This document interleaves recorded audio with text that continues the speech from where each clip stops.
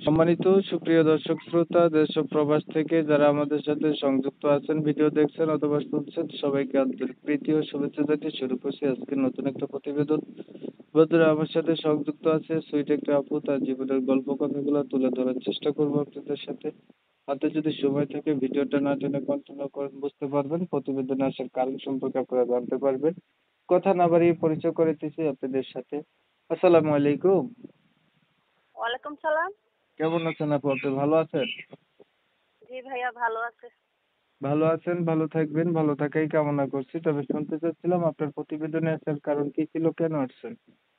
ভাইয়া, প্রতিবেদন আছে যদি একটা ভালো মনের মানুষ পাই জীবন সঙ্গী বানাবো, সেই জন্যই প্রতিবেদন আছে। ভালো মনের মানুষ পাইলে জীবন সাথী বানাবেন, এর জন্য প্রতিবেদনে আসছেন। আপনার কি ভালো মনের মানুষ নাই? না ভাইয়া, যদি ভালো মনের মানুষ হতাম তাইলে তো আর প্রতিবেদন আসতাম না। পরিবারে আছে কে কে আপনার? পরিবারে আছে, আম্মু আছে, ছোট একটা বোন আছে, আব্বু নেই। কোথায় গেছে বাবা? আব্বু মারা গেছে। আপনার বয়স কত? 18 বছর। বিয়ে শাদী হয়েছে? না না, বিয়ে শাদী হলে কি আর প্রতিবেদন আসতাম? লেখাপড়া কতটুকু করছেন? পড়ালেখা পড়ছি 6 months। এখন কি করেন? এখন সেলাই মেশিন চালাই। কেমন মানুষ চাইতেছেন? জি, কেমন মানুষ চাইতেছেন? বলছি সেলাই মেশিন চালাই। আপনি কেমন মানুষ চাচ্ছেন?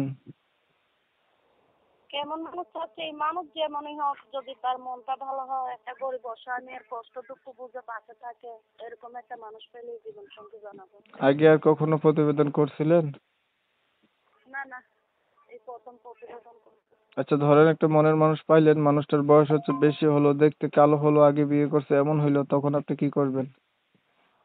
যে বিয়ে করতে চাইলে বিয়ে করবো। মানে বয়স বেশি হলো আপনার কোনো সমস্যা নাই? বয়স দিয়ে কি করবো, বয়স তার যেমনই হোক, সে যদি আমার মনে হয় যে আমার কষ্ট দুঃখ বুঝতে পাশে থাকবে, এরকম একটা মানুষ পেলে আমি জীবন সঙ্গী।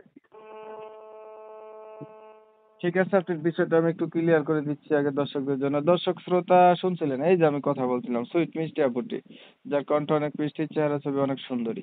এত সুন্দর হওয়া সত্ত্বেও প্রতিবেদনে আসছে একটা মনের মানুষ নাই। একটা মনের মানুষ চাচ্ছে, বয়স কোনো ব্যাপার না, বয়স যেমনই হোক ওনার হবে। তো ওনার পরিবার হচ্ছে বাবা নাই, মায়ের কাছে থাকে।